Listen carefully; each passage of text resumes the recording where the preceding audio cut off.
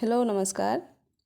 जितने भी UGC net Hindi साहित्य से तैयारी करने वाले विद्यार्थी हैं उन सभी का हार्दिक स्वागत है अनुकंपा अध्ययन में। मैं अनुकंपा कुमारी आप सभी का हार्दिक स्वागत करती हूं। उम्मीद करते हैं आप सभी बहुत अच्छे होंगे और आपकी तैयारी बहुत अच्छी चल रही होगी।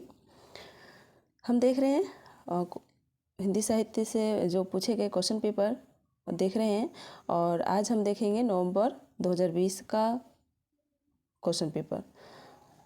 नवंबर 2020 में जो एग्ज़ाम लिए गए थे वो क्वेश्चन पेपर देखेंगे। तो चलिए शुरू करते हैं। आज का पहला प्रश्न,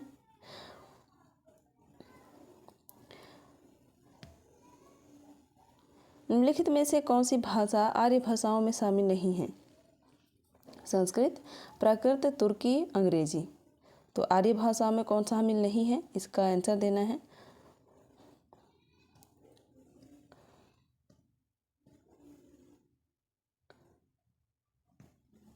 और हमने 2023 तक जितने भी क्वेश्चन पेपर पूछे गए थे हमने देख लिया है और 2022 और 21 का जो क्वेश्चन पेपर है वो इस वक्त अवेलेबल नहीं है। तो मैं इसे बहुत जल्द आप सभी के सामने लाने का प्रयास करूँगी। तब तक हम 20 तक के जो 20 से नीचे क्वेश्चन पेपर लिए गए हैं एग्ज़ाम में, हम उसे देखने का प्रयास करेंगे। तो इसका सही आंसर क्या हो जाएगा? तुर्की आर्य भाषाओं में शामिल नहीं है, तो आपका तुर्की ये हो जाएगा जो आर्य भाषाओं में शामिल नहीं है। अगला प्रश्न है, निम्नलिखित में से कौन सा शब्द रूढ़ है, यौगिक नहीं? पीला, झटपट, घुड़साल, पंकज। रूढ़ शब्द पता करना है, यौगिक नहीं। रूढ़ कौन सा कैसा शब्द होता है जिसे दो सार्थक शब्दों में तोड़ नहीं सकते? तो इनमें से कौन सा ऐसा शब्द है जिसे हम तोड़ नहीं सकते, यानी सार्थक अगर तोड़ा जाए तो वो सार्थक रूप में नहीं टूटेगा। तो इसका सही विकल्प हो जाएगा ए, पीला। अगर आप इसे भी तोड़ते हैं, झटपट 2 शब्दों में टूट जाता है, घुड़साल, ये भी, पंकज। पंकज से क्या होता है, ये आपका आ जाएगा योग रूढ़, जिससे कि एक अलग शब्द का इसका शब्द से अलग चीज़ का शब्द अर्थ प्रकट करता हो। निम्नलिखित में से कौन सा शब्द फारसी का है? तो इनमें से आपका बताना है कौन सा शब्द फारसी है। दाग, औरत, नीलम, फीस।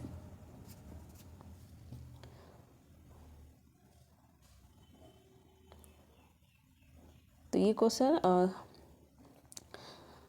2020 का क्वेश्चन पेपर है और जितने भी प्रश्न हैं इनमें बहुत सारे ऐसे प्रश्न हैं जो रिपीट हुए हैं बाद में। अगर 2023 का क्वेश्चन पेपर देखे हैं, 24 का जो 18 जून का क्वेश्चन पेपर अगर देखे हैं तो इनसे पता चलेगा कौन कौन से प्रश्न रिपीट हुए हैं।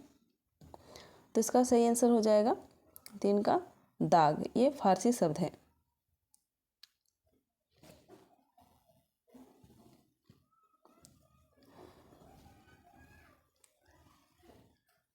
चौथा प्रश्न है, नया लेखक उनसे डरता है, पुराना घबराता है, पंडित सिर हिलाता है। वे पुराने की गुलामी पसंद नहीं करते और नवीन की गुलामी तो उनके लिए एकदम असहाय है। उपयुक्त कथन किस लेखक ने किस लेखक के बारे में कहा है? तो ये ध्यान रखिए, ये किसी लेखक के बारे में कहा है और ये किसने कहा है? आचार्य रामचंद्र शुक्ल ने आचार्य महावीर प्रसाद द्विवेदी के लिए, आचार्य महावीर प्रसाद द्विवेदी ने भारतेंदु हरिश्चंद्र के लिए, आचार्य नंदुलारे वाजपेयी ने आचार्य हजारी प्रसाद द्विवेदी के लिए और आचार्य हजारी प्रसाद द्विवेदी ने आचार्य रामचंद्र शुक्ल के लिए। तो ये सही आंसर हो जाएगा आपका डी, आचार्य हजारी प्रसाद द्विवेदी ने आचार्य रामचंद्र शुक्ल के लिए यह कथन कहे हैं।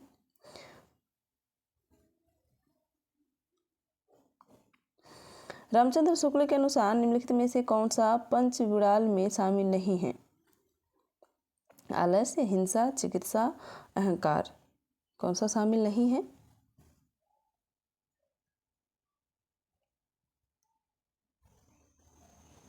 तो इसका सही विकल्प हो जाएगा अहंकार। पंचविड़ाल में यह शामिल नहीं है।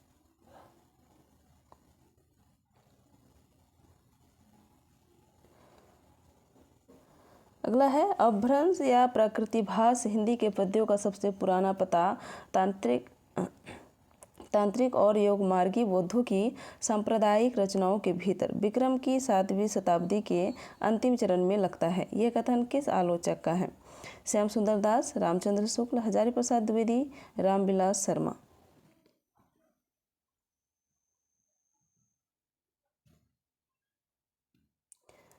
तो इसका सही विकल्प क्या हो जाएगा? रामचंद्र शुक्ल।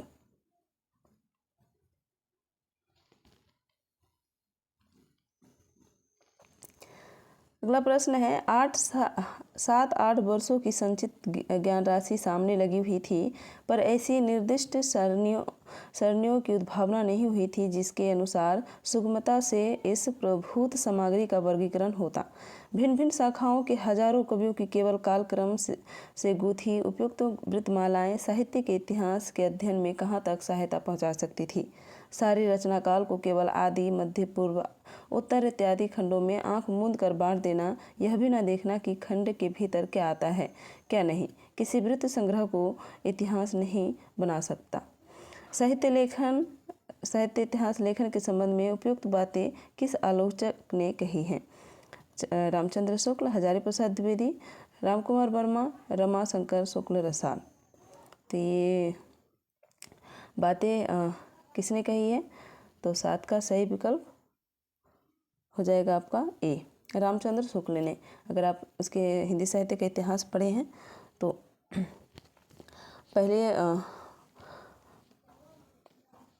पहले चैप्टर में ही आपको मिल जाएगा कि ये उन साहित्य इतिहास लेखन के संबंध में ये बातें कहे हैं।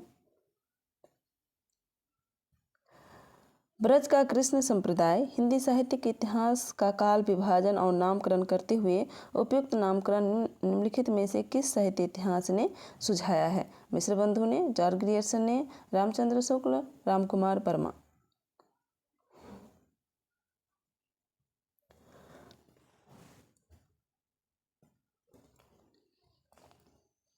तो इसका सही विकल्प हो जाएगा जॉर्ज ग्रियर्सन ने।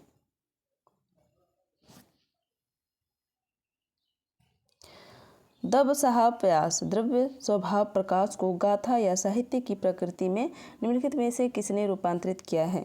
बरूची ने, देवसेन, पुष्यदंत, माइल धवल ने।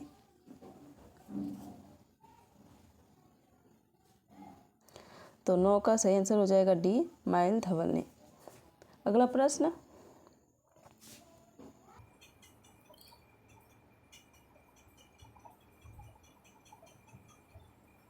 निम्नलिखित में से किस उपन्यास में लाला मदन मोहन के दीवान खाने का वर्णन किया गया है? तो अगर आप इसे ध्यान देंगे तो ये प्रश्न लगभग इस उपन्यास से जो लाला मदन मोहन है, इससे हर साल हर बार प्रश्न पूछे जाते हैं। तो देख लेते हैं ये किस उपन्यास का है। भगवती, प्रेक्षागुरु, नूतन ब्रह्मचारी, श्याम स्वप्न। तो इसका सही विकल्प हो जाएगा बी, प्रेक्षागुरु। और ये इसका जो मदन मोहन है, इनका एक दोस्त है ब्रज किशोर, और इसका बहुत हेल्प करता है। तो इस तरह के प्रश्न इनसे, प्रेक्षागुरु से, इनके दोस्त और मदन मोहन से संबंधित अक्सर प्रश्न पूछ लिए जाते हैं। निम्नलिखित में से कौन सा नाटक उदय शंकर भट्ट का नहीं है? इसमें से कौन सा नाटक उदय शंकर भट्ट का नहीं है बताना है। विश्वामित्र, मत्स्यगंधा, राधा, नारद की बीना।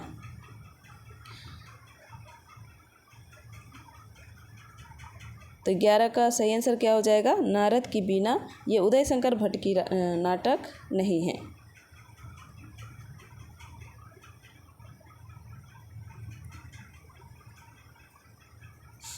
अगला प्रश्न है, अपने मनोविकार संबंधी निबंध करुणा में रामचंद्र शुक्ल ने निर्धारित किया है कि करुणा दुखात्मक वर्ग में आने वाला मनोविकार है। करुणा पात्र अथवा विषय के दुख पात्र से उत्पन्न होता है। करुणा का प्रसार सामाजिक जीवन की स्थिति और पुष्टि के लिए आवश्यक नहीं है।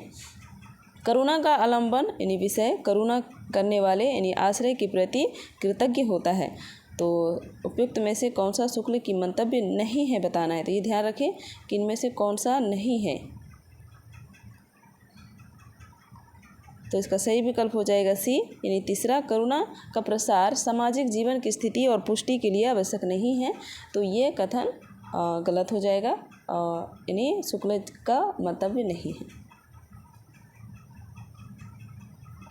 निम्नलिखित में से किस उपन्यास में बाल व्यसंधि और किशोर मन के मनोवैज्ञानिक अंकन का प्रयास किया गया है? शेखर एक जीवनी, त्यागपत्र, पर्दे की रानी, जयवर्धन।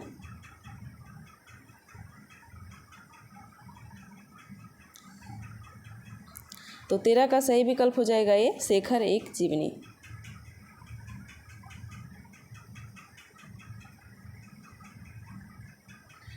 मैला आंचल उपन्यास के पात्र नहीं हैं। कौन सा मैला आंचल उपन्यास के पात्र नहीं हैं? प्रशांत और कालीचरण, श्रीधर और सरस्वती, कमली और सुमृत दास, हरगौरी सिंह और मंगला देवी।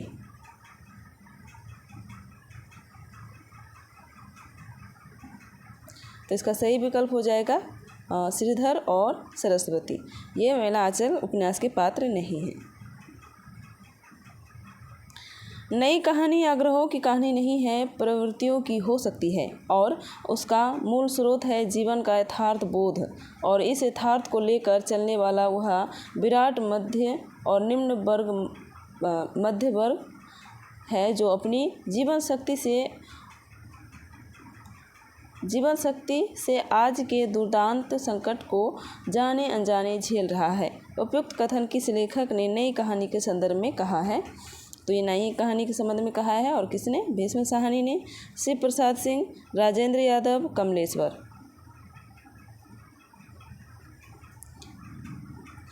तो 15 का सही विकल्प हो जाएगा आपका डी, कमलेश्वर ने। शक्ति कवित्व बीज रूप संस्कारण विशेषा, अर्थात कवित्व निर्माण के बीज रूप विशिष्ट संस्कार को शक्ति कहते हैं। प्रतिभा के विषय में उक्त उद्धरण किस आचार्य का है? तो ये जो उद्धरण है किस आचार्य ने कहा है? आचार्य कुंतक ने, जगन्नाथ पंडित राज जगन्नाथ ने, आचार्य मम्मट, आचार्य दंडी। शक्ति कवित्व बीज रूप संस्कारण विशेषा, तो ये कथन किसका है? तो इसका सही विकल्प हो जाएगा आचार्य मम्मट। निम्नलिखित में से किस आचार्य ने रसों की संख्या 8 मानी है? दंडी ने, धनंजय ने, रुद्रट, अभिनवगुप्त। तो 17 का सही आंसर हो जाएगा ए, दंडी ने। अगला है, निम्नलिखित में से कौन सा कथन सही है? आपको सही कथन पता करना है। आई ए रिचर्ड की प्रसिद्ध कृति का नाम the principle of literary criticism है, प्रैक्टिकल क्रिटिसिज्म नहीं। आई ए रिचर्ड का आलोचनात्मक लेखन कार्य 19वीं सदी के अंत तक समाप्त हो गया। रिचर्ड जिसे संप्रेषण कहते हैं वह भारतीय काव्यशास्त्र के साधारणीकरण का ही एक रूप है। रिचर्ड का एक सिद्धांत मूल सिद्धांत है जिसका मनोविज्ञान से कोई संबंध नहीं है। तो इसमें सही कथन कौन सा हो जाएगा? 18 का। तो इसका सही विकल्प हो जाएगा आपका सी, रिचर्ड जिसे संप्रेषण कहते हैं वह भारतीय काव्यशास्त्र के साधारणीकरण का ही एक रूप है। तो इसका सही आंसर हो जाएगा। बिंबवाद का संबंध निम्नलिखित में से किस आचार्य से है? George Lucas, Ezra Pound, Daniel Bell, Jacques Derrida.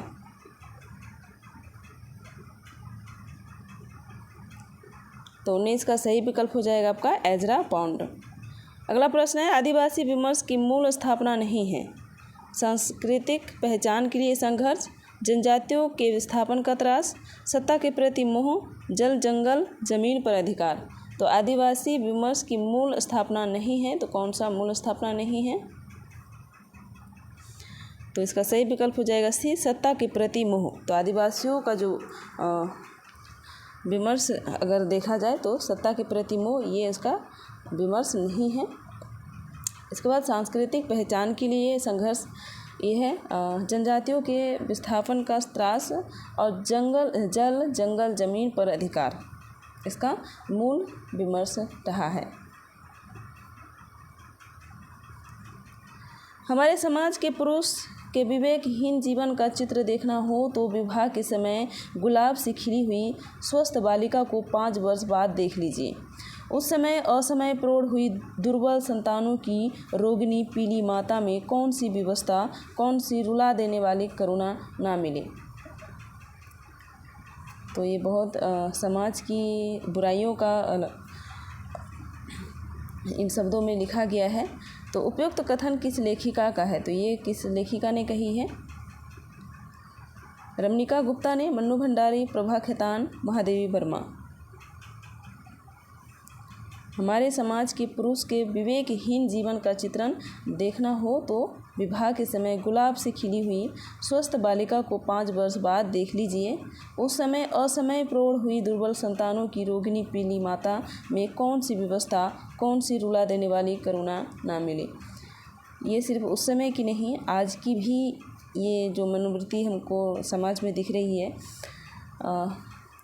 माता पिता आज भी हमारे, अगर हम आसपास के बारे में बात कहें, अपने घर के आसपास, तो और क्या बताएं, छोटी छोटी लड़कियों यानी 15 साल 16 साल से कम एज की लड़कियों की भी शादी करवा देती हैं। चलिए, तो इसका सही आंसर क्या हो जाएगा? महादेवी वर्मा। स्त्री विमर्श की मूल स्थापना नहीं है सतीत्व की स्त्रीत्व, स्त्री के स्वतंत्र व्यक्तित्व की स्वीकार्यता, सामाजिक वर्जनाओं से मुक्ति, परिवार संस्था का जनतातंत्रीकरण।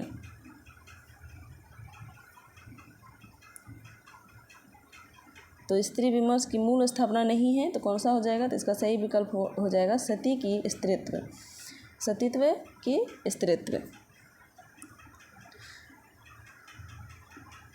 अगला है, मार्क्सवादी दर्शन के किस पक्ष से डॉक्टर भीमराव अंबेडकर की सहमति थी?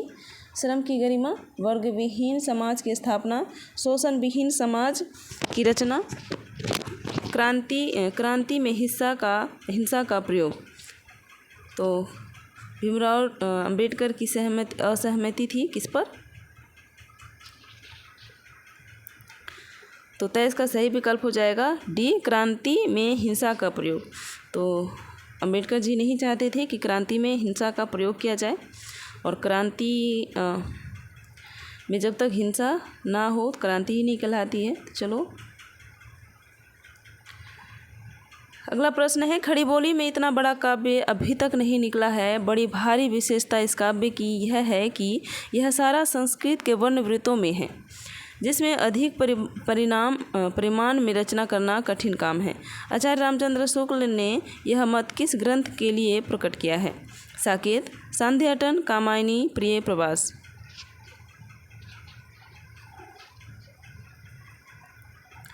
तो इसका सही विकल्प हो जाएगा प्रिय प्रवास के संबंध में। ये खड़ी बोली की प्रथम महाकाव्य है। निम्नलिखित में से कौन सी कृति मुक्तिबोध की नहीं है? चांद का मुंह टेढ़ा है, शुद्ध कविता की खोज, काठ का सपना, कमायनी, एक पुनर्विचार। तो इनमें से कौन सा मुक्तिबोध की रचना नहीं है? तो इसका सही विकल्प हो जाएगा काठ का सपना।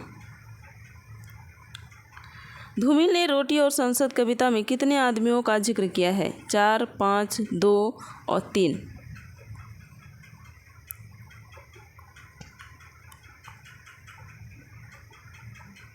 तो इसका सही विकल्प हो जाएगा 3। अगर आप देखें तो सबसे पहला है, एक रोटी बनाता है और एक रोटी खाता है, और एक रोटी बनाता है ना खाता है। ये 3 व्यक्तियों का जिक्र किया है। हमारे समाज में मानवीय गुणों की पहचान बढ़ने वाली है। कुल और जाति का अहंकार विदा हो रहा है। आगे मनुष्य केवल उसी पद का अधिकारी होगा जो उसके अपने सामर्थ्य से सूचित होता है, उस पद का नहीं जो उसके माता पिता या वंश की देन है। उपयुक्त कथन किस रचना की भूमिका से उद्धृत है? प्रिय प्रवास, भारत भारती, रश्मिरथी, कुरुक्षेत्र। तो इसका सही विकल्प हो जाएगा सी, रश्मि रथी। और रश्मि रथी का जो नायक है वो इसे कर्ण है, और कर्ण जो सुपुत्र कहलाता है, जिसमें राजघराने से होते हुए भी वो सुपुत्र कहलाता है। तो इसमें जाति पाति का जो विभेद दिखाया गया है, इसी से ये कथन भूमिका में कहा है। तेरा मेरा मनवा कैसे एक हुई रे, मैं कहता हूँ आँखिन देखी, तू कहता कागज़ की लेखी। उपयुक्त पंक्तियों के संदर्भ में निम्नलिखित में से कौन सा मंतव्य सही नहीं है? तो सही नहीं बताना है। अनुभवों को महत्व दिया है इन पंक्तियों में, बाह्य आडंबर की प्रतिष्ठा की है, लोक ज्ञान की महत्ता, सहज बात को सहजता से कहना। तो कौन सा मंतव्य सही नहीं है 28 का? तो इसका सही विकल्प हो जाएगा बी, बाह्य आडंबर की प्रतिष्ठा। तो इसमें बाह्य आडंबर की प्रतिष्ठा नहीं की गई है। अनुभवों को महत्व दिया गया है, लोक ज्ञान की महत्ता, यानी जो अनुभव से लोगों में ज्ञान मिलता है उसे, सहज बात को सहजता से कहना। अगला है, आध्यात्मिक रंग के चश्मे आजकल बहुत सस्ते हो गए हैं, रामचंद्र शुक्ल ने यह टिप्पणी किस कवि के संदर्भ में की है? तो ये लगभग कई बार रिपीट क्वेश्चन है। बिहारी के संदर्भ में विद्यापति, रसखान, मौलूक दास।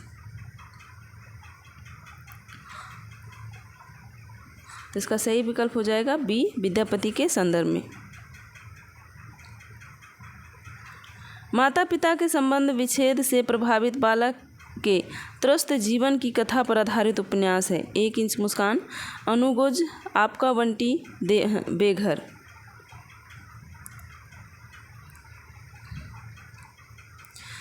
तो इसका सही विकल्प हो जाएगा आपका बंटी।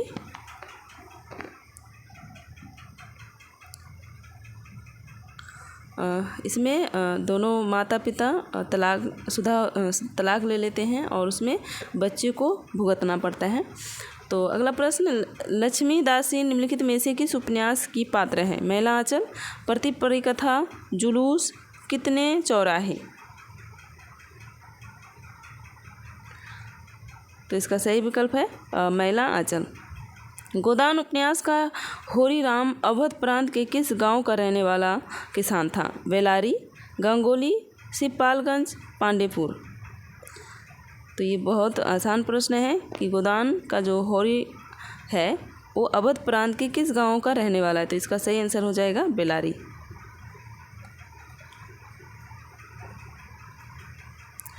दराग दरबारी उपन्यास के पात्र हैं मदन मोहन और बाबू वैजनाथ, मास्टर मोतीराम और बाबू रामधीन, मास्टर शंभू दयाल और पंडित पुरुषोत्तम दास, काशी शाह और गंडा सिंह। तो इसका सही विकल्प हो जाएगा मास्टर मोतीराम और बाबू रामाधीन राग दरबारी उपन्यास के पात्र हैं। प्रथम विश्व युद्ध की पृष्ठभूमि पर रचित कहानी है। उसने कहा था सिक्का बदल गया, परिंदे, अमृतसर आ गया है। तो 34 का सही विकल्प कौन सा हो जाएगा? तो इसका सही आंसर हो जाएगा उसने कहा था। मानव प्रवृत्तियों अथवा मनोविकारों को पात्र के रूप में उपस्थित कर नाटकीय द्वंद्व की सृष्टि करने वाला जयशंकर प्रसाद का नाटक है विशाख, कामना, सज्जन, प्रायश्चित।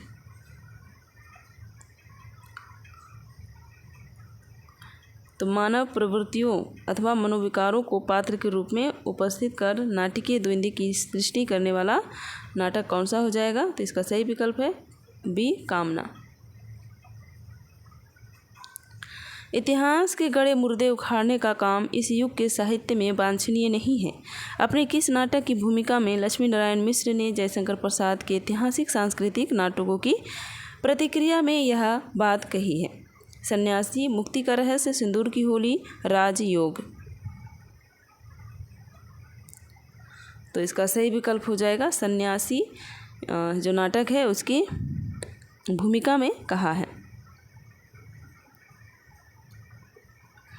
नारी का आकर्षण पुरुष को पुरुष बनाता है तो उसका आकर्षण उसे गौतम बुद्ध बना देता है। ये संवाद अंश किस नाटक का है? लहरों के राजहंस, आषाढ़ का एक दिन, ध्रुव स्वामिनी, स्कंद गुप्त। तो इसका सही विकल्प हो जाएगा ए, लहरों के राजहंस। अभिजात्य वर्गीय परिवार की कठोर अनुशासनबद्धता के जुल्म और विद्रोह तथा मशीनी जिंदगी से मुक्ति का चित्रण निम्नलिखित में से किस नाटक की विषय वस्तु है? कैद, अलग अलग रास्ते, अंजू दीदी, उड़ान। तो इसका सही विकल्प हो जाएगा सी, अंजू दीदी। इसमें अंजलि लास्ट में जो अनुशासनबद्धता को पूरा नहीं कर पाती है, तो इससे वो बहुत दुखी होती है और आत्महत्या कर लेती है। आत्महत्या करने के बाद भी वो परिवार को इस जो अनुशासनबद्धता के जुल्म और विद्रोह के जो मशीनी ज़िंदगी है, इसी में उसे समेटे रखना चाहती है। मरने के बाद भी वो कुछ ऐसा कर जाती है जो कि परिवार उसे निभाते रहता है। क्या भूलूं के याद करूं हरिवंश राय बच्चन की आत्मकथा श्रृंखला का कौन सा भाग है? चौथा, तीसरा, दूसरा, पहला।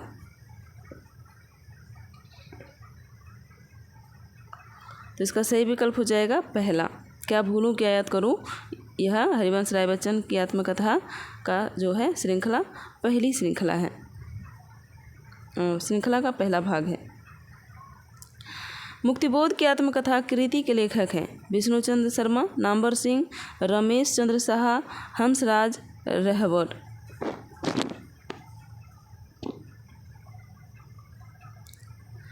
तो 40 का सही विकल्प हो जाएगा आपका ए, विष्णुचंद्र शर्मा, मुक्तिबोध की आत्मकथा कृति के लेखक।